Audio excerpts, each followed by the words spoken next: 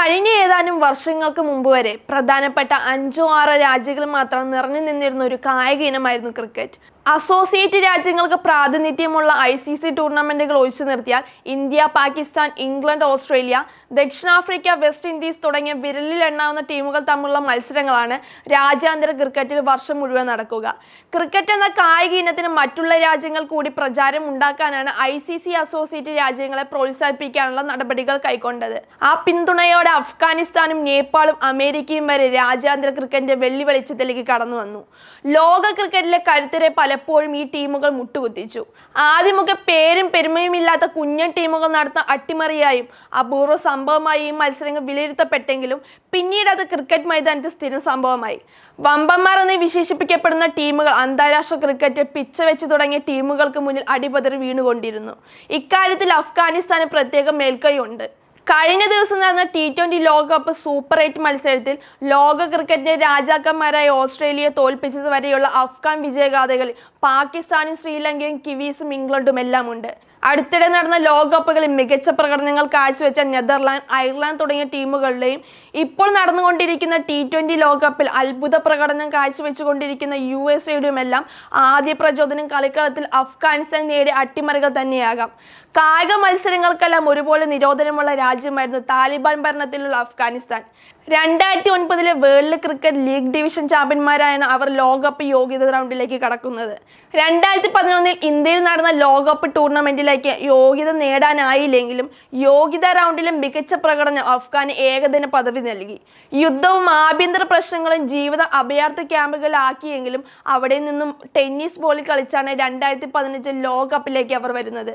ഓസ്ട്രേലിയയിലെ കാൻബറയിലെ മനുക്ക ഓവലിൽ ബംഗ്ലാദേശിനെതിരെയായിരുന്നു അഫ്ഗാന്റെ ചരിത്രത്തിലെ ആദ്യ ലോകകപ്പ് മത്സരം. ആദ്യ മത്സരത്തിൽ 105 റൺസിന്റെ തോൽവി ഏറ്റുവാങ്ങിയെങ്കിലും രണ്ടാം മത്സരത്തിൽ അവർ സ്കോട്ട്ലാൻഡിനെ 1 വിക്കറ്റിന് തോൽപ്പിച്ചു. ശേഷിക്കുന്ന എല്ലാ മത്സരങ്ങളും തോറ്റ ലോകകപ്പിന്റെ ഗ്രൂപ്പ് ഘട്ടത്തിൽ നിന്ന് തന്നെ പുറത്തായി. 4 വർഷങ്ങൾക്ക് ശേഷം 2019 ലോകകപ്പിലും അഫ്ഗാൻ ഇടം പിടിച്ചെങ്കിലും റൗണ്ട് റോം രീതിയിലുള്ള ടൂർണമെന്റിൽ ഒരു മത്സരം പോലും വിജയിക്കാൻ അഫ്ഗാന് കഴിഞ്ഞില്ല.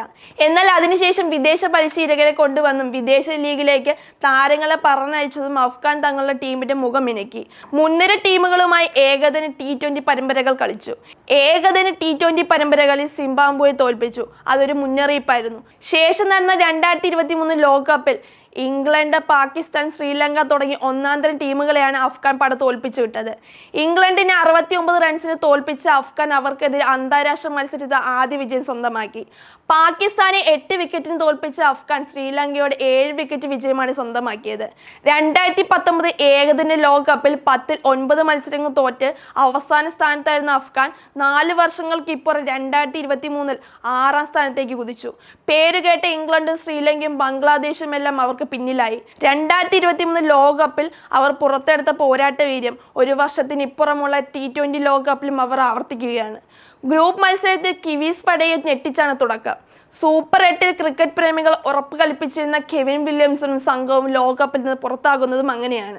ശേഷം ഉഗാണ്ടയെ 125 റൺസിനും PNGയെ 7 വിക്കറ്റിനും തോൽപ്പിച്ചു. ഇപ്പോഴത്തെ സൂപ്പർ 8 ഇന്ത്യയുമായുള്ള ആദ്യ മത്സരം തോറ്റ ശേഷമുള്ള ഓസ്ട്രേലിയയുമായുള്ള നിർണായക മത്സരത്തിൽ ആധികാരിക വിജയം നേടിയിരിക്കുന്നു. ലോകകപ്പ് ചരിത്രത്തിൽ ഓസീസിനോടുള്ള അഫ്ഗാനിസ്ഥാന്റെ ആദ്യ വിജയം കൂടിയായിരുന്നു ഇത്. അതെ, അരനൂറ്റാണ്ടിന് ചരിത്രമുള്ള ക്രിക്കറ്റ് ലോകകപ്പിന്റെ വേദിയിലേക്ക് ഒരു ദശാബ്ദത്തിന് മുമ്പ് മാത്രം വന്ന അഫ്ഗാൻ അത്ഭുതങ്ങൾ സൃഷ്ടിക്കുകയാണ്. ദുരന്തങ്ങളും യുദ്ധങ്ങളുമാണ് എന്നും ലോകത്തിന് മുന്നിൽ അഫ്ഗാൻ എന്ന പൊതുചിത്രം. അതിർത്തിയിലെ അഭയാർത്ഥി ക്യാമ്പിൽ വിശപ്പ് മറന്ന് റബ്ബർ പന്തിൽ കളിച്ചാണ് അവർ വളർന്നത്. തങ്ങളുടെ രാജ്യത്തെ യുദ്ധത്തിന്റെയോ ദുരന്തത്തിന്റെ നേർക്കാഴ്ചയ്ക്കപ്പുറം ലോകത്തിന് മുന്നിൽ തങ്ങളുടെ രാജ്യത്തിന്റെ മറ്റൊരു മുഖം പ്രദർശിപ്പിക്കാനുള്ള ശ്രമത്തിൽ അവർ വിജയിച്ചിരിക്കുന്നു എന്നത് നിസ്സാര കാര്യമല്ല. ആ വിജയം അഫ്ഗാനിസ്ഥാന്റെ മാത്രമല്ല, ലോക ക്രിക്കറ്റിന്റെ കൂടി വിജയമായി വിലയിരുത്തപ്പെടുന്നു.